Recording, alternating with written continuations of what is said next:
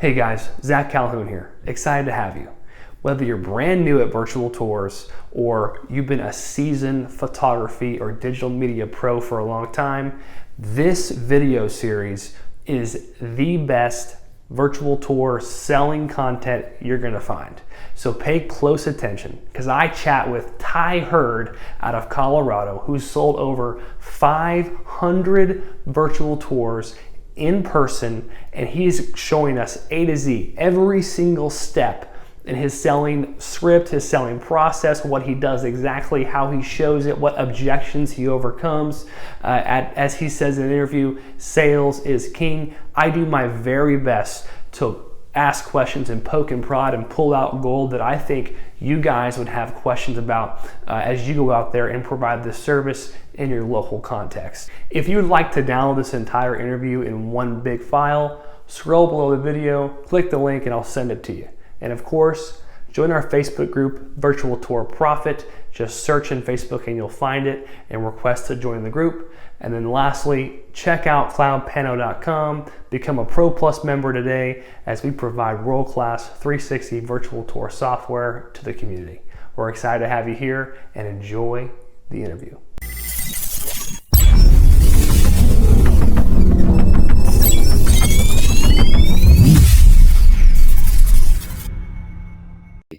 Cool, that's awesome.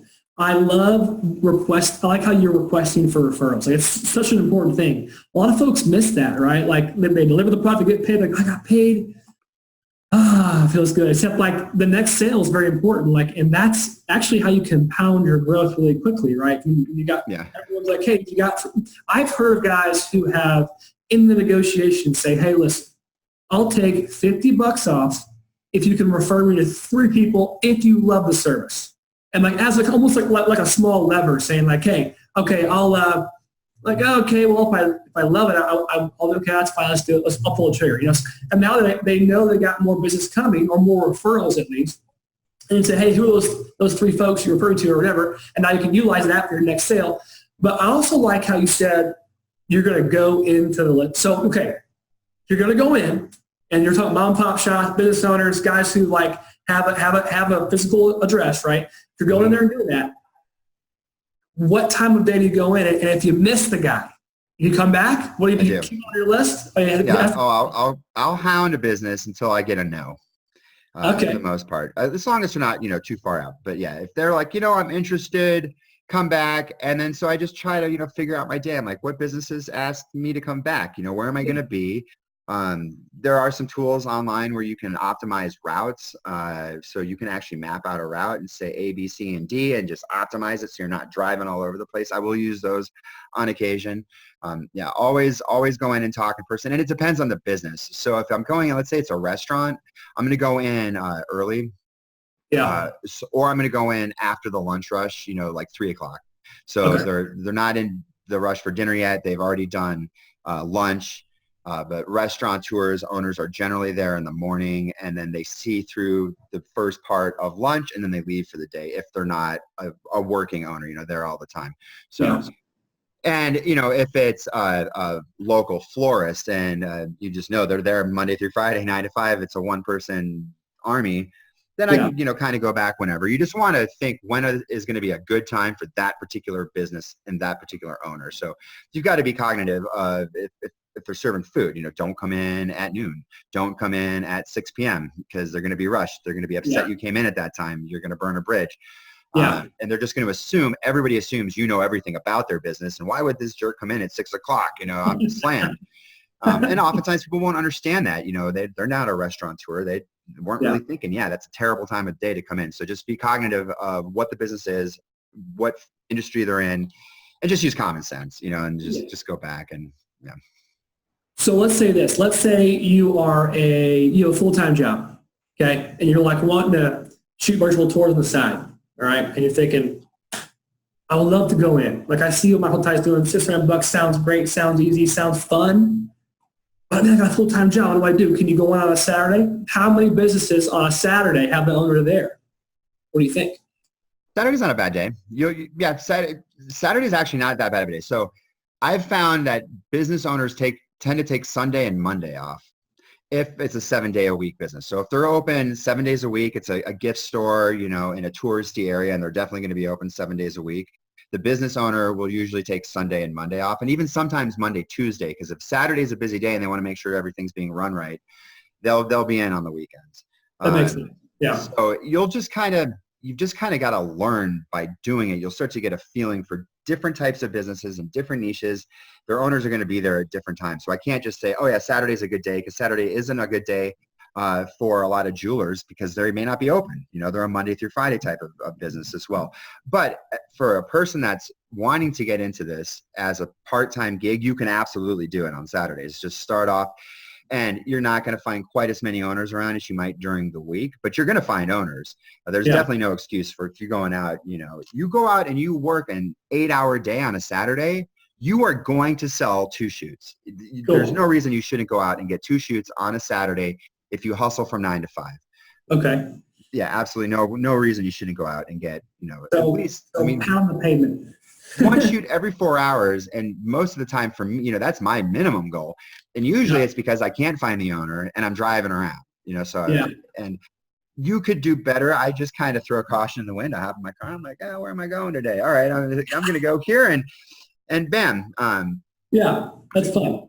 But if you're hustling and, you know, you're really methodical about, I'm going here, and here, there's no reason really you shouldn't close every 2 hours out in the field, and that should include drive time and all that.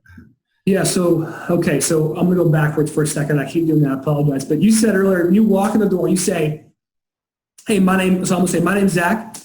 I'm actually a commercial photographer, and I specialize in Street View tours on Google and putting businesses onto them. Have you seen them before? So you said, have you seen this before? Have you seen Street View?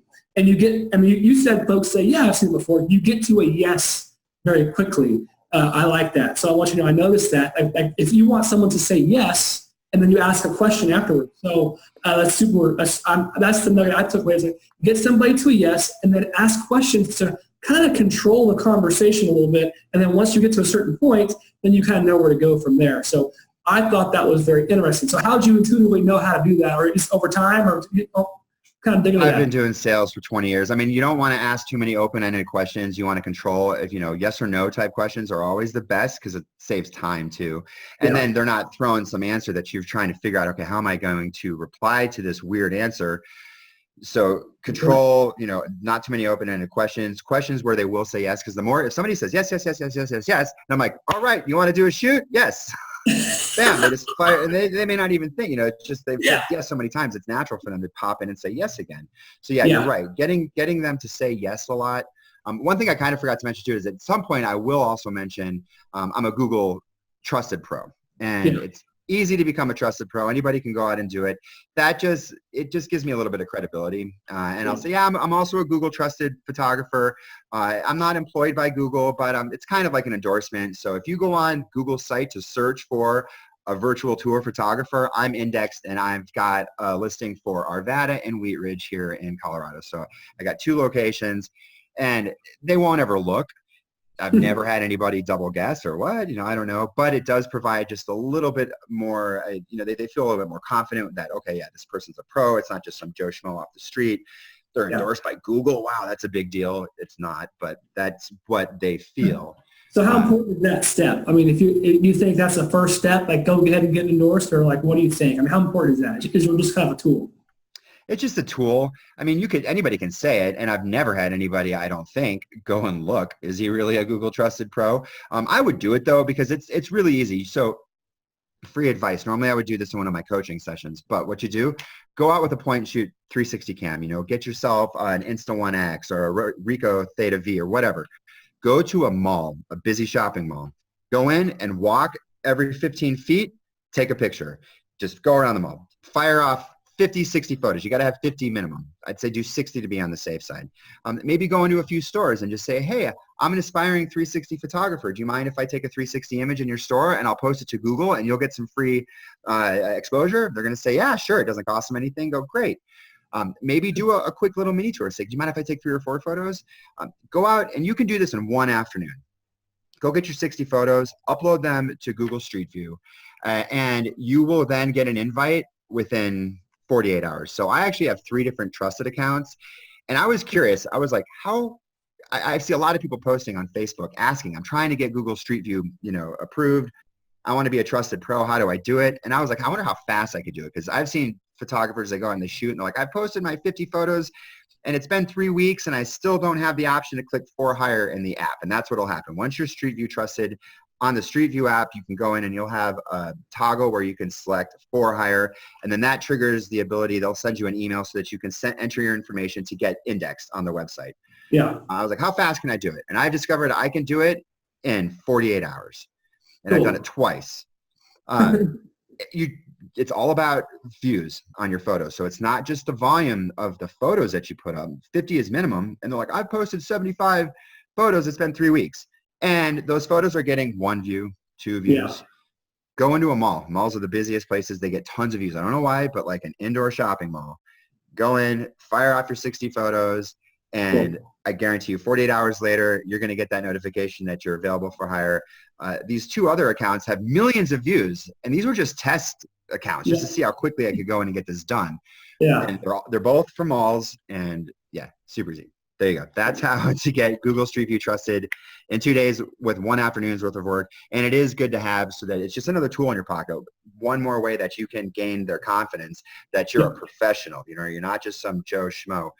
And if somebody's wanting to do this on the side, I would definitely recommend, do it one Saturday. And then by the next Saturday, you'll be a Street View trusted photographer. And that gives you one more element in your pitch. You can say, I'm Google Street View trusted. You can go to Google, look me up. I'm there right now. And that really improves. It helps with the trust level. They immediately drops their guard a little bit. They're like, okay, all right, cool. You're a pro. All right. I trust you. Cool.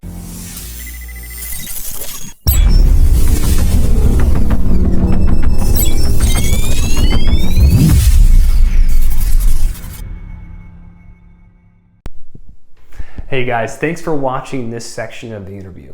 If you want this entire interview, an hour and a half, sent to your inbox, scroll below the video, click on the link and I'll send it to you. Also, join our Facebook group, Virtual Tour Profit, and of course, sign up and become a Pro Plus member on cloudpano.com and receive all our full features, use your own domain name, and host your virtual tours for life. We appreciate you guys being a part of the community, and we're excited to see you grow your business. I'll catch you in the next interview.